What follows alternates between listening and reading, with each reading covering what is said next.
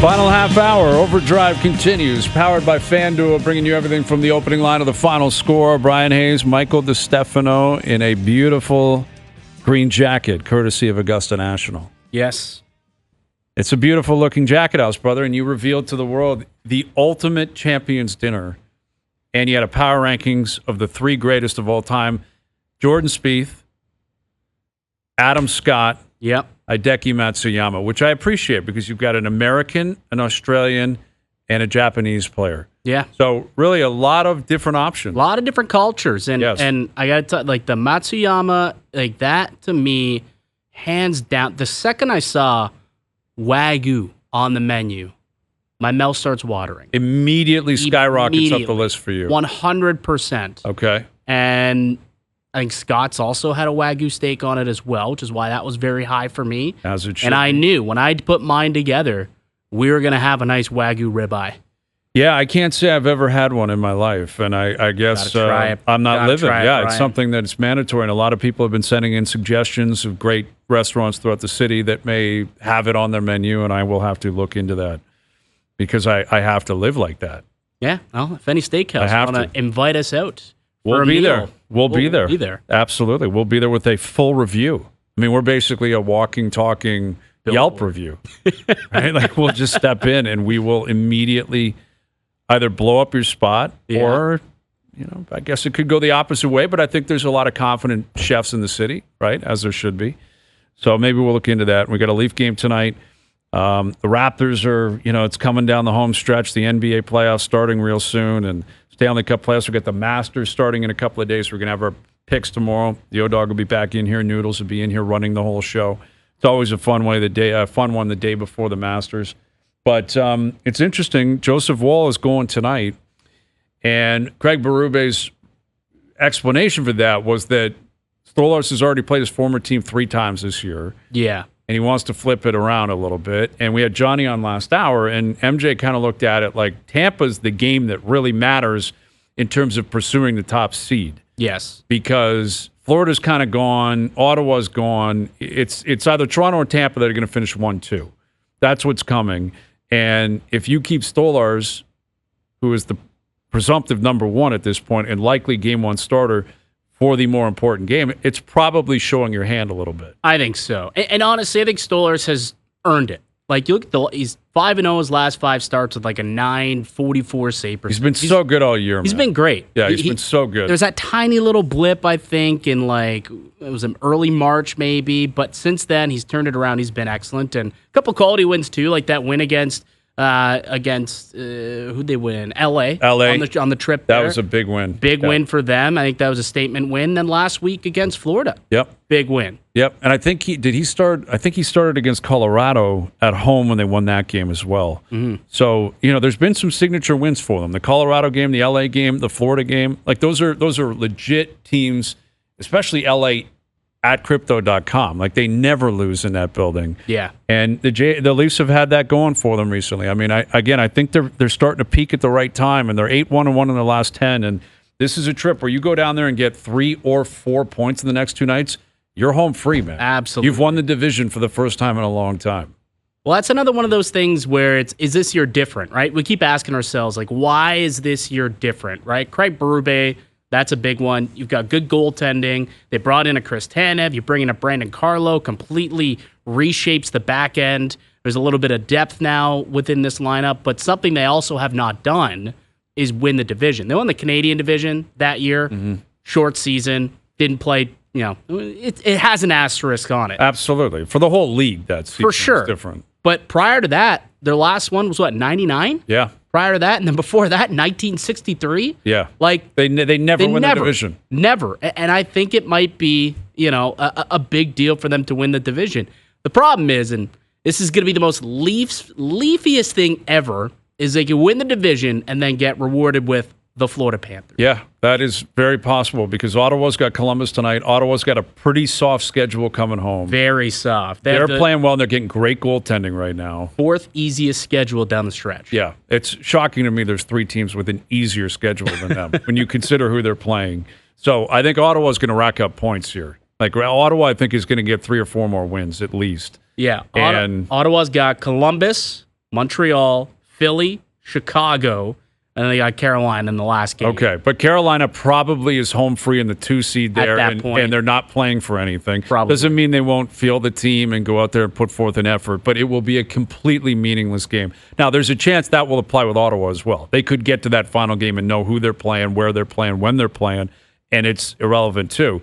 But Philly and Chicago, Columbus is cooked, man. Yeah, they're done. They have hit a wall here. it. I think Ottawa wins in Columbus tonight. Montreal's a different story. But you're right. I mean, that is definitely a possibility where the Leafs – and listen, it could go the opposite way, though. Tampa could leapfrog them.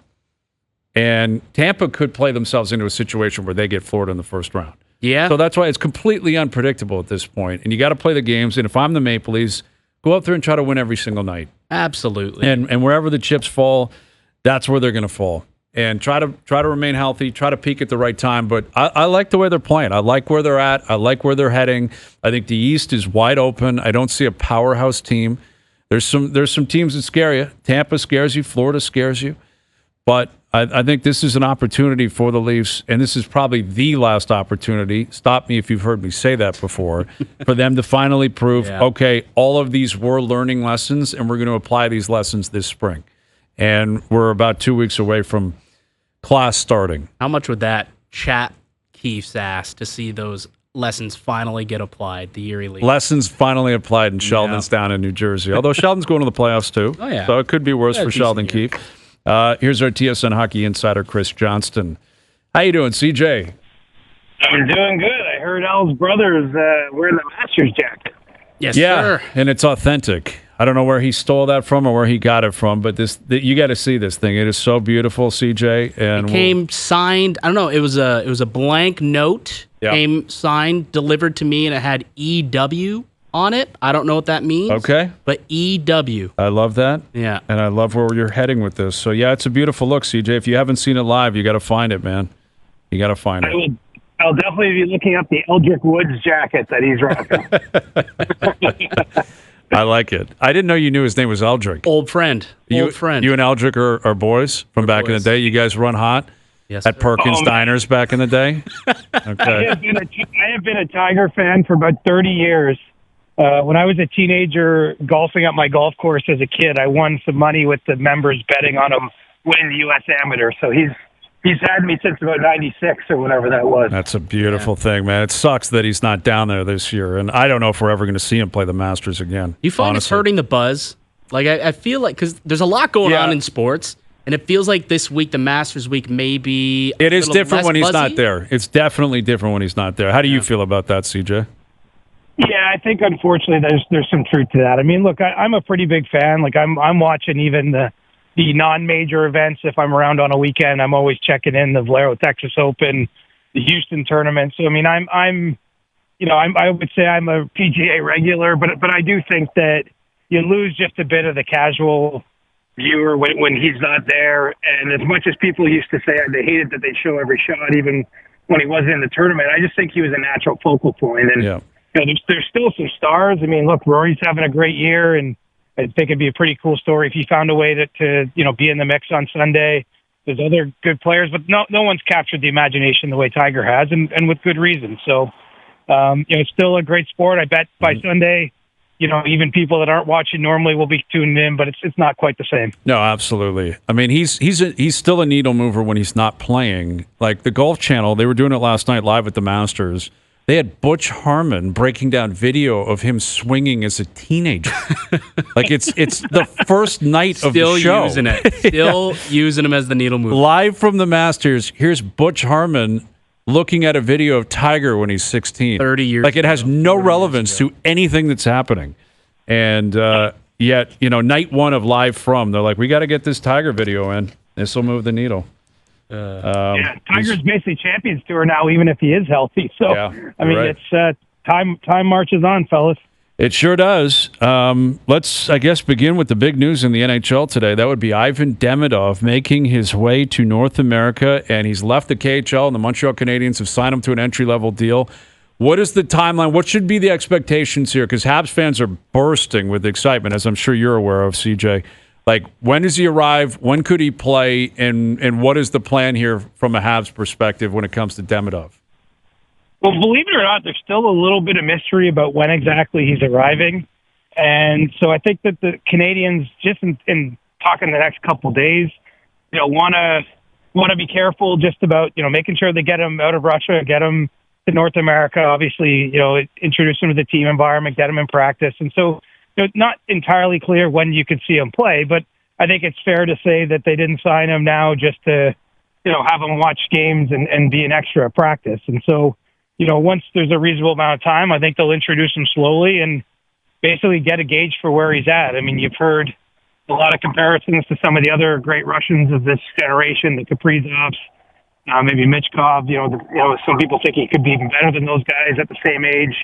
And so, I think that the expectations probably should be muted a little bit, but no one's listening to me if I say that. I mean, no. The vibes in Montreal are already just electric with them making this charge and being, now on the verge where they can get into the playoffs. And, just even getting to see now your top prospects play right away, whether it's this week or in 2 weeks' time. I mean, it's going to be here in the short term, and it's going to be games that really matter. And he's coming out of a KHL season too, so it's as though he's not.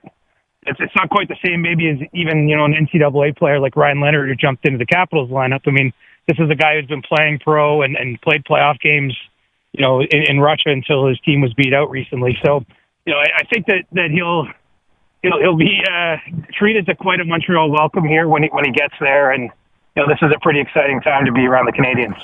Absolutely, and it's fascinating what the Habs have done here, really all season. Like, they started so slow, they were playing so poorly. Defensively, they were a disaster. And then they started chipping away and scoring some more goals, and Laine showed up after his injury and his rehab. And since the Four Nations, they've been this team of destiny, winning almost every single night. And Lane Hudson's going to win the Calder, and now Ivan Demidov is here. And I can't help but connect, like, the Jeff Gorton arrival plus his exit from New York. And I know the Rangers won the President's Trophy last year and were in the conference finals, so it's not as if the Rangers just completely collapsed when he left. But if you're being objective about this, like, I feel like James Dolan might have screwed this up, CJ. Like, you push Gorton out, he goes to Montreal, look what he's building, and now Chris Drury's in New York trying to make moves, and they're not going to make the playoffs. And probably the most disappointing team in the league this year is the Rangers, and they look completely disinterested, and I have no idea what they're going to do in the future. I mean, they have to be the most disappointing, both because of the season they had last year. Even if you go back to October, the Rangers had a hot start. Like, right. They looked like they were, granted, early days. The first couple weeks of the season, then there's no reason to think they wouldn't be among the best teams in the league again. And it's just been sour from November on. And, they've obviously had some spurts where they've won games and at least, maintained a spot in this race. But, I mean, this wasn't supposed to be a team scratching and clawing, on April 6th, April 7th to get in the playoffs. They were supposed to already have an X beside their name, and we'd be talking about who they play. So, it's an interesting. I haven't thought of it in that framing, but certainly the arrival of Jeff Gorton and Kent Hughes to Montreal. I mean, those guys have managed that team very well, and I just think of little things that might get forgotten now. But they got Sean Monahan for a first-round pick and traded him for a first-round pick. Shortly afterwards. I mean, they managed their kind of rebuild in a way that now you're getting to see the dividends. You have Slavkovsky on the roster, and obviously Caulfield's there, and then you bring in Demidov in. They have also the best team in the American Hockey League right now, and the Laval Rockets have the top record down there based on some of the prospects. And so, they appear to be reaching that critical mass where they have a lot of really good young players, and you can't help but think that that's only going to spill over onto the big roster.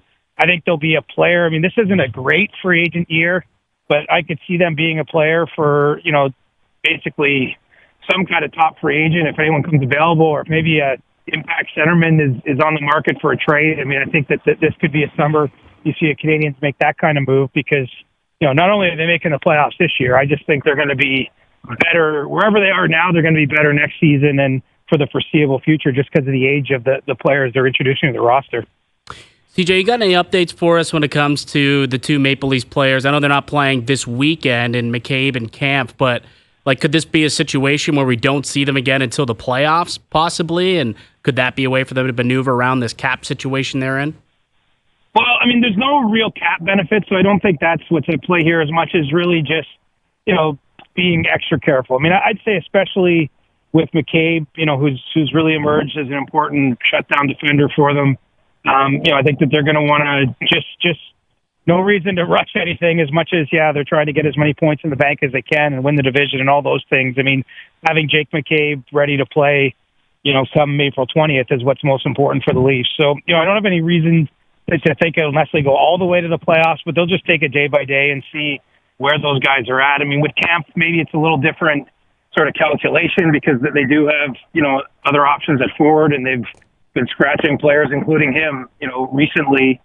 So, his absence could just be more like, hey, things are going well. Why even put him back in there? But they didn't bring another player down to Florida, as far as I know. And so, I think that they'll obviously out to tonight's game and tomorrow, and then we'll see where they're at come the weekend. But, there's still a back-to-back Saturday, Sunday, and then a couple games next week that, might not end up meaning a whole lot. And so we'll see how they use the roster in that situation. But, the Leafs don't have cap flexibility at this point, and so you're not going to see someone like Pacioretty or Hakanpää, not to say they're ready anyway, but they couldn't be eligible to play before the end of the regular season as it is. So kind of what you see is what you get until we get to the playoffs now.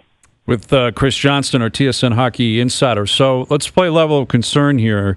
Brady Tkachuk is out tonight. That's his 5th straight game he's going to miss. And Connor McDavid's not playing, and I'm not really hearing a lot on him. I'm curious where you stand on that. Any reason for concern on the status of Tkachuk and McDavid in Ottawa and Edmonton, respectively?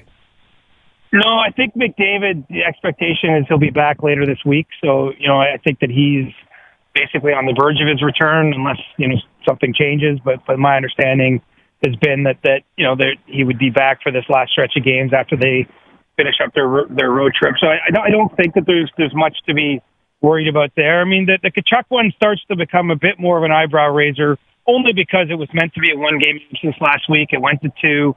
Obviously I've checked in on it and don't sense any alarm from the people involved. And, the Senators have managed to win some games without him, which I think, again, reduces maybe some of the pressure because, this time a week ago, they looked a little less certain than they are today to make the playoffs. And so they've bought him some time. But, this is a different injury than the one he had at Four Nations. But, he missed time during that Four Nations tournament and a couple games afterwards with the lower body issue. This is an upper body one.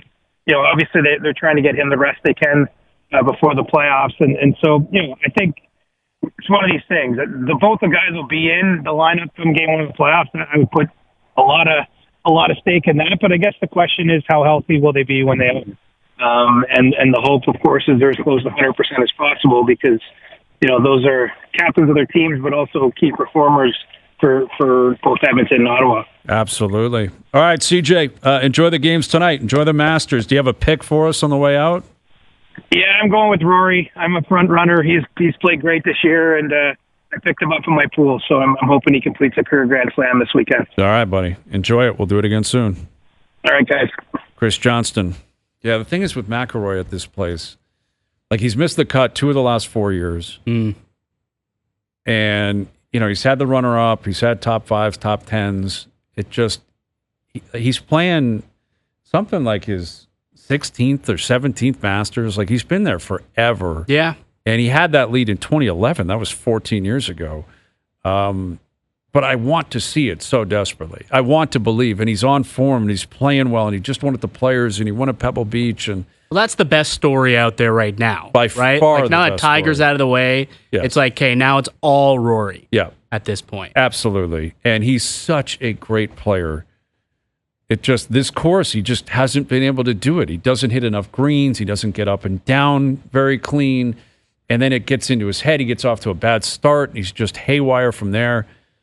So, like, the smart play is to fade Rory McIlroy at Augusta National. And he hasn't won a major in 10 years. It's not just Augusta. He has not won a major tournament in a decade. Long? It's been a decade, Holy Alice brother. I don't think that gets brought up enough. We always bring it up during the Masters because like he's never won it. This would complete the career slam, and he would do something that I think only 5 other players have ever done in golf history. And you talk about a legacy builder and all that kind of stuff. So there's way more focus on the Masters. But it's not like he's picking off U.S. Opens every 2 or 3 years or the British Open. He hasn't won a major in 10 years.